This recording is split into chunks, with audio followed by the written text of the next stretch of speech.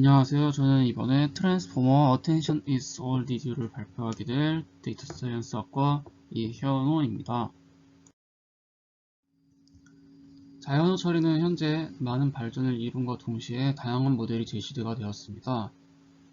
기존 확률 그래프 모델에서 순환신경망과 그 파생 구조, LSTM이나 GRU 등으로 발전을 이루었습니다. 순환신경망은 출력이 입력으로 들어가는 구조를 의미하는데 일반적으로 이전의 히든 스테이트가 다음의 히든 스테이트를 결정하는 것에 사용이 되면서 단어의 뜻을 순차적으로 반영하는 구조를 말합니다. 즉, 이 구조들에서 각 단어들을 나타내는 벡터는 그 앞 단어의 벡터에 의해서만 직접적으로 영향을 받기 때문에 발생할 수 있는 문제점은 순차적으로 입력이 들어가기 때문에 거리가 먼 단어의 영향력은 줄어든다는 점이 있습니다.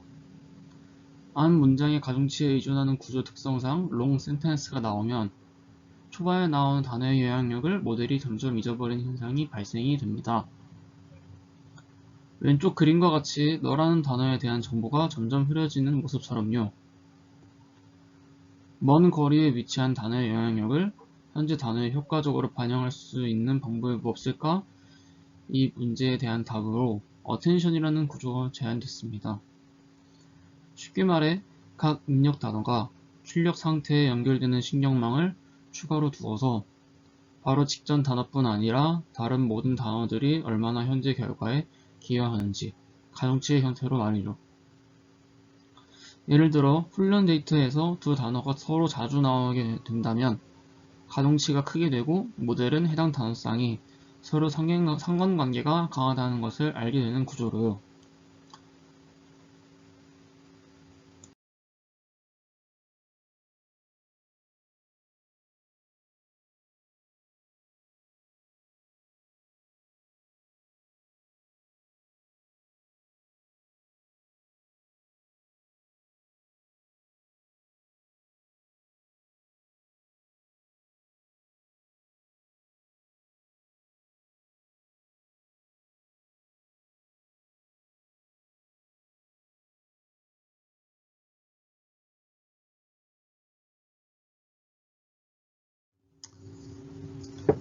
오른쪽과 왼쪽 그림의 형태처럼 나타낼 수가 있습니다.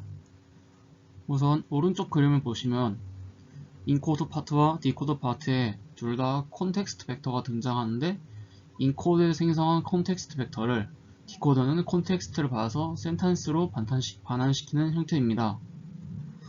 본 논문에서는 인코더 레이어가 6개가 쌓여진 형태이며 매트릭스, 즉 센텐스를 인풋으로 받고 인코더 레이어를 계속 거쳐 콘텍스트 반환되는 형태를 볼 수가 있는데 여러 개의 레이어를 쌓는 이유에 대해 설명을 드리자면 더 높은 차원에서의 콘텍스트를 담기 위해 여러 개의 레이어를 쌓습니다.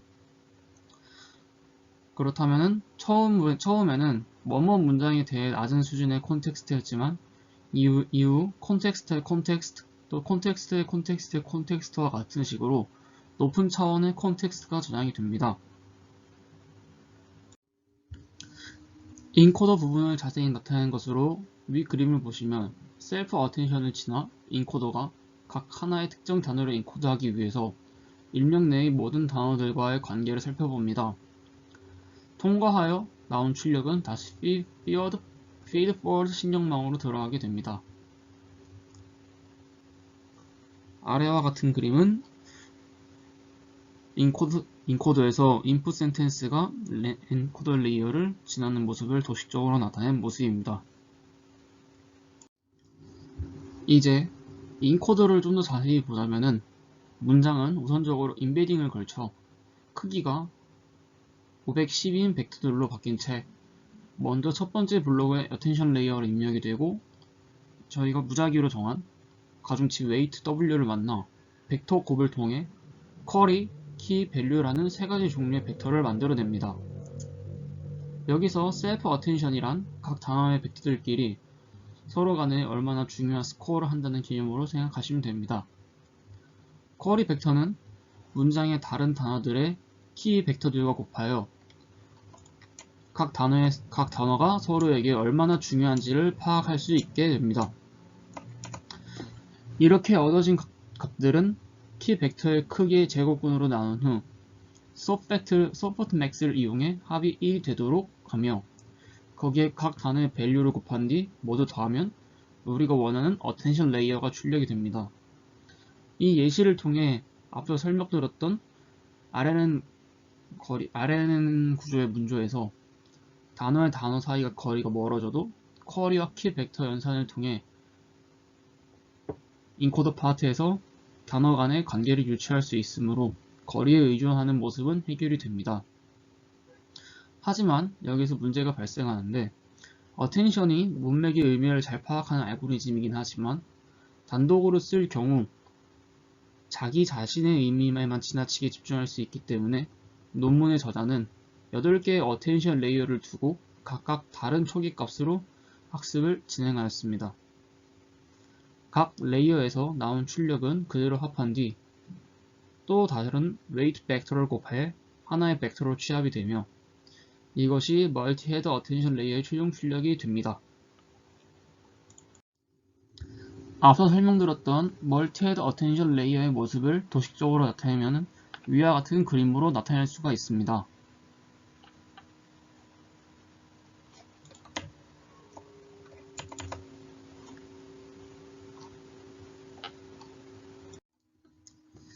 이 방식의 장점은 8개의 서로 다른 리프레젠테이션 서브스페이스를 가짐으로써 싱글 헤드 어텐션보다 문맥을 더 잘할 수 있게 된다는 점입니다.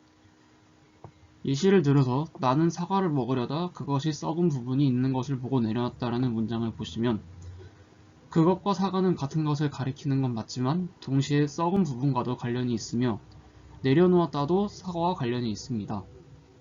싱글 헤드 어텐션의 경우 이 중에 하나의 단어에만 연관성을 중시할 가능성이 높지만 멀티 헤드 어텐션은 레이어를 여러 번 조금 다른 초기 조건으로 학습시키면서 그것에 관련된 단어에 대해 더 많은 후보군을 제공합니다.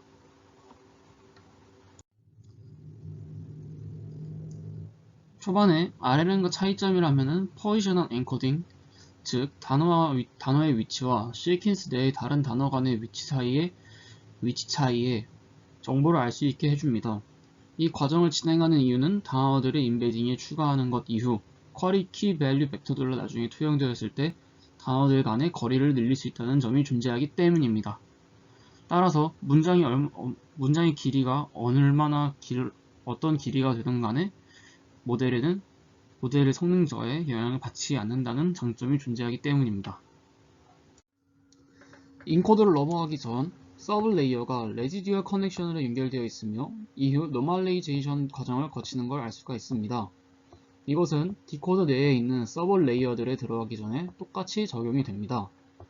이 과정을 이제 인코딩 과정으로 마무리 짓고 디코딩을 진행하는데 각 스텝마다 출력된 단어는 다음 스텝의 가장 밑단인 디코더에 들어가게 되고 인코더와 마찬가지로 여러 개의 디코더를 걸쳐서 올라가게 됩니다. 인코더에 입력했던 것처럼 동일하게 인베딩을 한 후 포지셔널 인코딩을 추가하여 디코더에 각 단어의 위치 정보를 더해줍니다.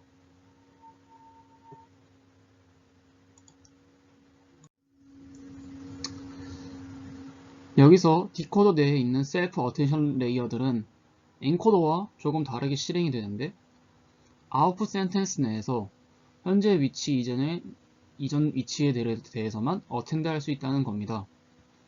이것은 셀프 레이어 어텐션 계산 과정에서 소프트맥스를 취하기 전에 현재 스텝 이후의 위치들에 대해서 마스킹을 해줌으로써 가능해집니다. 마지막으로 여러 개의 디코드를 걸친 후 소수로 이루어진 하나의 벡터만 나오며 이것이 마지막 남아있는 라이너리 레이어와 소프트맥스 레이어가 하는 일입니다. 왼쪽 그림을 보시면은 라이너리 레이어는 솔리 커넥트 신경망으로 디코더가 마지막으로 출력한 벡터를 그보다 훨씬 더 큰 사이즈의 벡터인 로짓으로 출력을 하게 됩니다. 그 다음에 소프트맥스 레이어는 이 점수를 확률로 변환을 시켜준 다음 가장 높은 확률값을 가지는 셀에 해당하는 단어가 해당 스텝의 최종 결과물로 출력이 됩니다.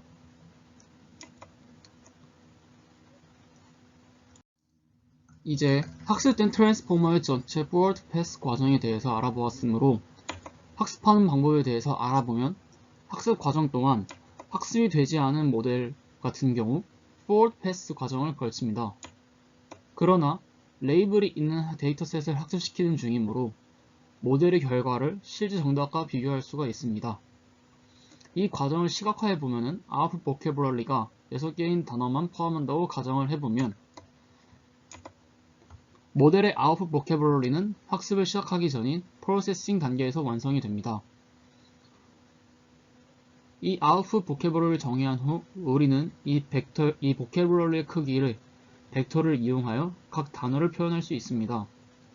이것은 저희가 흔히 아는 원핫 인코딩이라고도 불립니다. 그러므로 우리는 예제의 단어에서 m이라는 단어를 다음과 같은 원핫 인코딩 벡터로 나타낼 수가 있습니다. 우리가 모델을 학습하는 상황에서 가장 첫 번째 단계라고 생각을 해봅시다. 그러므로 우리는 학습을 위해 mercy라는 불어를 thanks로 번역하는 간단한 예시를 생각해 보겠습니다. 이 말은 즉 우리가 원하는 모델의 출력은 thanks라는 단어를 가리키는 확률 베터라는 것입니다. 하지만 우리의 모델은 아직 학습이 되어 있지 않기 때문에 아직 모델의 출력이 그렇게 나올 확률은 매우 작습니다. 학습이 시작될 때 모델의 파라미터, 즉 웨이터들은 랜덤으로 값을 부여하기 때문에 아직 학습이 되지 않은 모델은 그저 각 셀에 대한 임의의 값을 출력하게 됩니다.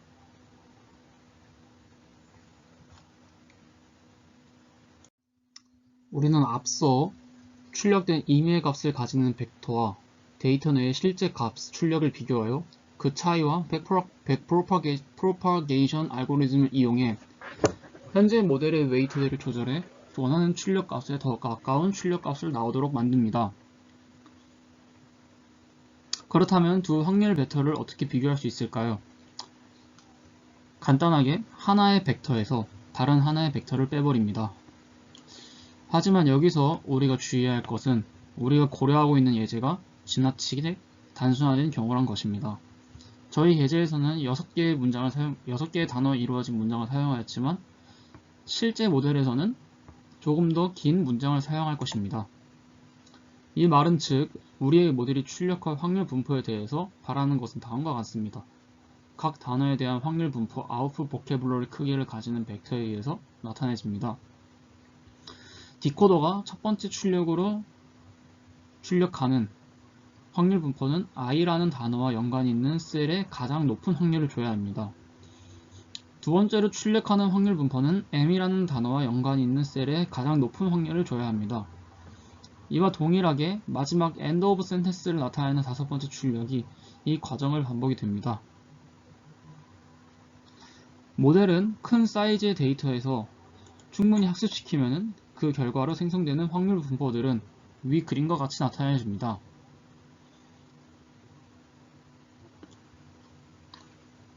한 가지 특이한 점은 학습의 목표로 하는 벡터들과 달리 모델의 출력값은 비록 다른 단어들이 최종 출력이 될 가능성이 거의 없다 해도 모든 단어가 0보다는 조금씩 더 큰 확률을 가진다는 점입니다. 이것은 학습 과정을 도와주는 소프트맥스 레이어의 매우 유용한 성질입니다. 모델은 한 타임 스텝당 하나의 벡터를 출력하기 때문에 우리는 모델이 가장 높은 확률을 가지는 하나의 단어만 저장하고 나머지는 버린다고 생각하기가 쉽습니다.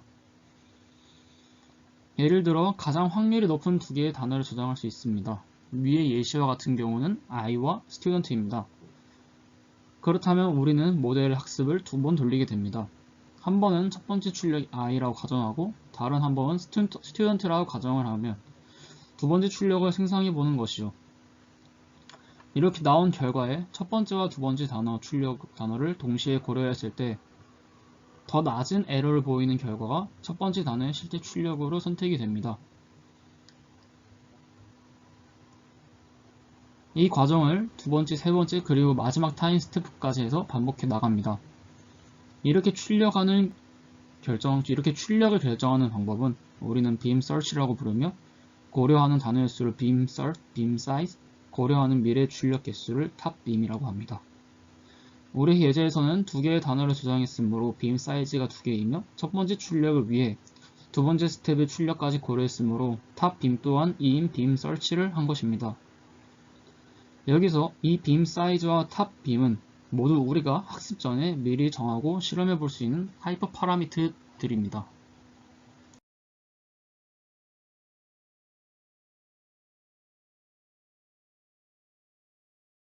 왼쪽의 예시는 각 타임 스태프에서 가장 높은 확률만 선택했을 때의 결과이고, 왼쪽 아래에 있는 두 번째 타임 스태프에서 두 번째 높은 확률을 선택해서 결과를 만들었을 때의 예시입니다. 위 결과는 전체 구간을 계산하면 0.048의 확률이지만 아래의 결과는 0.054의 확률 값을 가집니다. 이는 특정 타임 스태프에서 국수적으로 살짝 낮은 확률이 있더라도 전체 구간에 대한 확률은 더 높음을 보여줄 수 있는 예시입니다.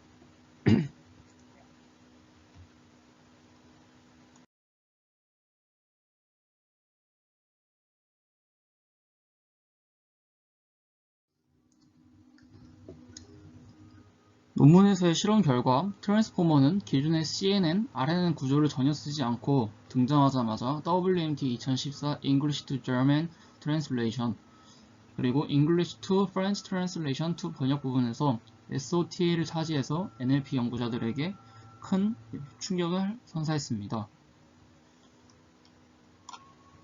오른쪽 예시는 영어 문장 The animal didn't cross the street because it was too tired에 대한 영어 프랑스어 번역 트랜스폼 모델 인코더에서 다섯 번째 블록의 attention map이며 애니멀과 관계 깊은 단어로 이을 예측하고 있습니다.